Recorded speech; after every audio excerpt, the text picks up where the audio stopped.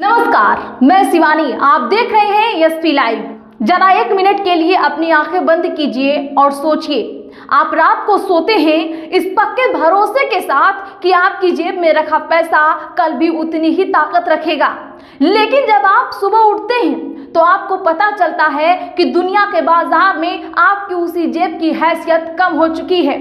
जी हाँ, एक वक्त था जब इस देश में रुपया 1 या 2 पैसे भी गिरता था तो राजनीतिक भूचाल आ जाता था, रैलियां होती थी, सरकारें कटघरे में खड़ी कर दी जाती थी। लेकिन आज जब भारतीय रुपया इतिहास के सबसे निचले स्तर यानी $1 के मुकाबले 95 रुपए के पार पहुंच चुका है तो देश की संसद से एक बेहद हैरान करने वाला बयान आता है। बयान ये कि घबराने की कोई बात नहीं है क्योंकि रुपया बिल्कुल ठीक ठाक चल रहा है। सुनने में ये किसी डार्क कॉमेडी या व्यंग जैसा लगता है, लेकिन ये कोई मजाक नहीं है दोस्तों। ये हमारे देश की आज की कड़वी सच्चाई है और आज हम इसी सच की परतें उधेड़ेंगे। आखिर तक इस वीडियो को बिना स्किप किए पूरा जरूर देखिएगा क्योंकि आज बात सिर्फ अर्थशास्त्र के उलझे हुए आंकड़ों की नहीं होगी बल्कि उस राजनीतिक शास्त्र की भी होगी जहां सत्ता बदलते ही परिभाषाएं बदल जाती हैं। आज हम जानेंगे कि कैसे 95 रुपए का $1 आपकी और हमारी रसोई का बजट बिगाड़ रहा है और सरकार क्यों कह रही है कि सब कुछ ऑल इज वेल है। कहानी की शुरुआत होती है उस हंगामे से जिसने पूरे देश का ध्यान अपनी ओर खींच लिया है। तारीख है 30 मार्च 2026 और जगह है हमारे लोकतंत्र का सबसे बड़ा मंदिर, देश की संसद यानी लोकसभा। डॉलर के मुकाबले करेंसी एक्सचेंज कारोबार में भारतीय रुपए की स्पॉट प्राइस पहली बार 95 रुपए के स्तर को पार कर चुकी थी कि इसी बीच सदन में समाजवादी पार्टी के सांसद धर्मेंद्र यादव खड़े होते हैं और सरकार की तरफ एक ऐसा तीखा सवाल उछालते हैं जिसने सदन का तापमान रातों रात बढ़ा दिया। अब यहाँ कोई 2 लोगों के आमने सामने की साधारण बस चल नहीं रही थी बल्कि एक विपक्ष का नेता सत्ता के सबसे ऊंचे शिखर पर बैठे लोगों को उनके ही अतीत का आईना दिखा रहा था। धर्मेंद्र यादव ने अपने शब्दों के बाद छोड़ते हुए जो सवाल दागा वह मैं आपको बिना किसी मिलावट के उन्हीं के शब्दों में बताना चाहूंगी।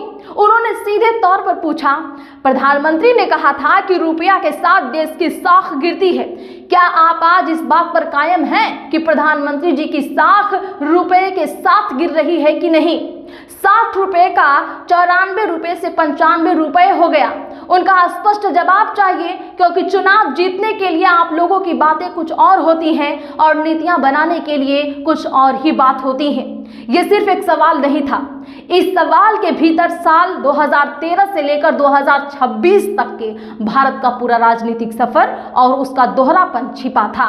धर्मेंद्र यादव ने सरकार के उस दावे पर भी करारी चोट की जिसमें सरकार अर्थव्यवस्था के दुनिया में तीसरे या चौथे नंबर पर पहुंचने का ढिंडोरा तो पीटती है, लेकिन जब रुपए के गिरने की बात आती है तो उसकी तुलना दक्षिण कोरियाई वॉन, थाईलैंड के थाई बाहट और फिलीपींस के पैसों जैसी मुद्राओं से की जाने लगती है। उन्होंने एक ऐसा यह प्रश्न पूछा जो हर भारतीय के मन में है कि मैं पूछना चाहता हूं कि वह दिन कब आएगा जब हमारा मुकाबला डॉलर से होगा, पाउंड से होगा और यूरो से होगा। अब आप सोच रहे होंगे कि इस तीखे चुभते हुए और सीधे वार के बाद देश की वित्त मंत्री सीतारमण जी का क्या रिएक्शन रहा होगा। क्या उन्होंने कोई चिंता जाहिर की? क्या उन्होंने अपने रुपए को संभालने का कोई ठोस रोड मैप देश के सामने रखा? जब आप सुनेंगे तो यकीनन आप भी अपना माथा पकड़ लेंगे। जी हाँ, वित्त मंत्री निर्मला सीतारमण ने अपनी सीट से उठकर बिना किसी शिकन बेहद आत्मविश्वास के साथ उन्होंने जो जवाब दिया वह आज पूरे देश में वायरल हो रहा है। उन्होंने डंके की चोट पर कहा, 5 साल में फिस्कल डेफिसिट हमने कैसे मेंटेन किया है उसकी तारीफ पूरी दुनिया में हो रही है। फॉरेन रिजर्व बरकरार है और सॉलिड है। दुनिया की सारी इमर्जिंग इकोनॉमी में देखें तो डॉलर से तुलना भारत का रुपया ठीक चल रहा है। मैं बार बार इसी उदाहरण के साथ बोलना चाहूंगी कि रुपया एकदम ठीक चल रहा है।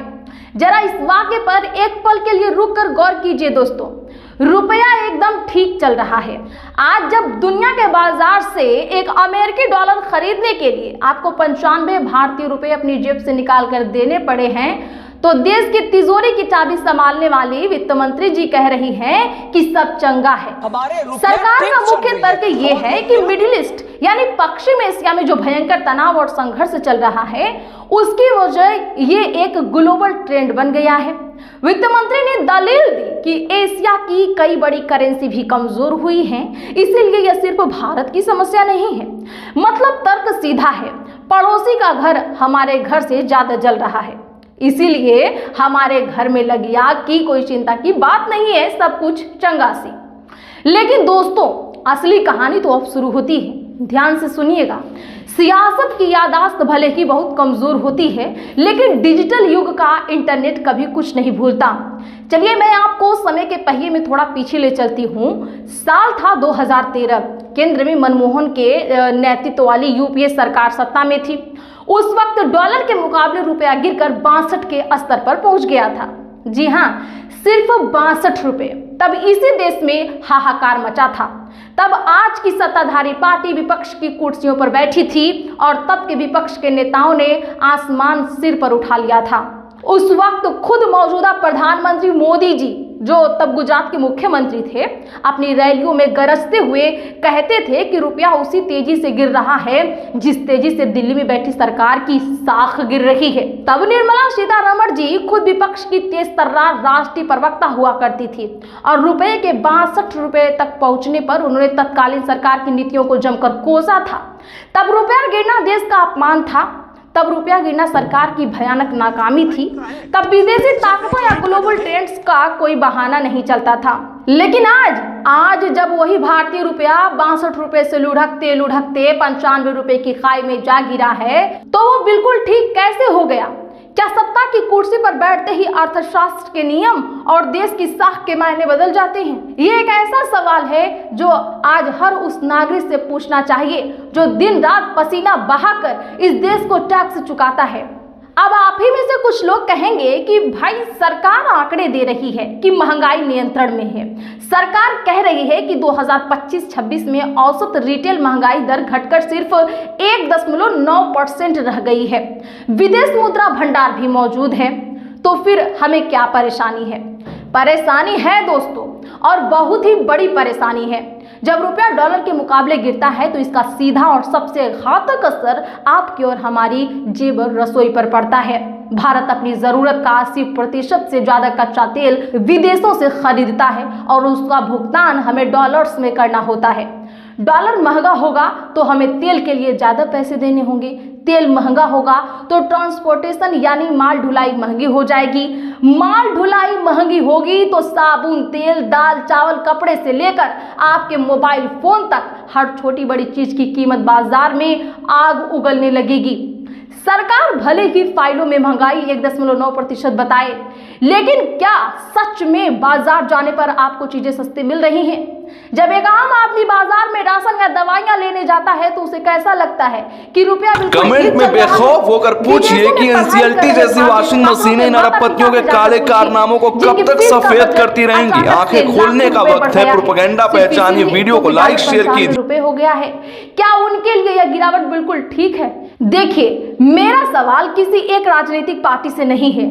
सत्ता में कल कोई और था, आज कोई और है, और लोकतंत्र है तो कल कोई और ही होगा।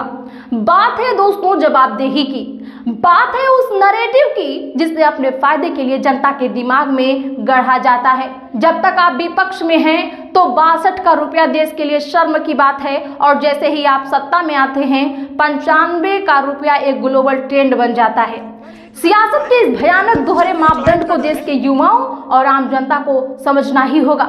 जब देश की संसद में एक प्रतिनिधि हम करोड़ों जनता की तरफ से सवाल पूछता है तो उसे गोलमोल जवाब देकर या थाईलैंड और फिलीपींस की अर्थव्यवस्थाओं का हवाला देकर चुप नहीं कराया जा सकता।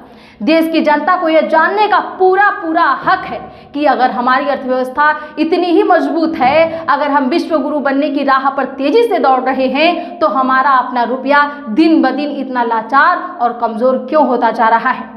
आज के इस दौर में जहां सूचना ही सबसे बड़ी ताकत है, आपको ये तय करना होगा कि क्या आप सिर्फ चुनावी नारों और भाषणों पर यकीन करेंगे, क्या उन कड़वे सच पर सवाल उठाएंगे, या उन कड़वे सच पर सवाल उठाएंगे जो सीधे आपकी जेब काट रहे हैं। वित्त मंत्री जी ने अपनी बात कह दी, विपक्ष ने अपना काम कर दिया, लेकिन अब बारी आपकी है। लोकतंत्र में जब तक आप सवाल नहीं पूछेंगे तब तक आपको जवाब नहीं मिलेगा। तो दोस्तों, आप इस मुद्दे पर क्या सोचते हैं? क्या $1 के बदले 95 रुपए की कीमत पर आपको लगता है कि भारत का रुपया सच में एकदम ठीक ठाक चल रहा है, या फिर आपको भी लगता है कि अब सरकारों की जवाबदेही तय करने का असली वक्त आ चुका है? अपनी राय हमें कमेंट बॉक्स में जरूर लिखें, क्योंकि याद रखिए दोस्तों, जब तक आप बोलेंगे नहीं तब तक वो सुनेंगे नहीं। अगर ये वीडियो आपको झकझोरने में कामयाब रहा है, अगर आपको लग रहा हो कि आपकी आवाज देश के हर आम नागरिक और टैक्सपेयर तक पहुंचनी चाहिए, तो इसे अभी एक लाइक करें और अपने हर व्हाट्सएप ग्रुप और फेसबुक पर शेयर जरूर करें। चैनल को सब्सक्राइब करना ना भूलें, ताकि हम और भी आपके लिए ऐसी खबरें कमेंट में बेखौफ होकर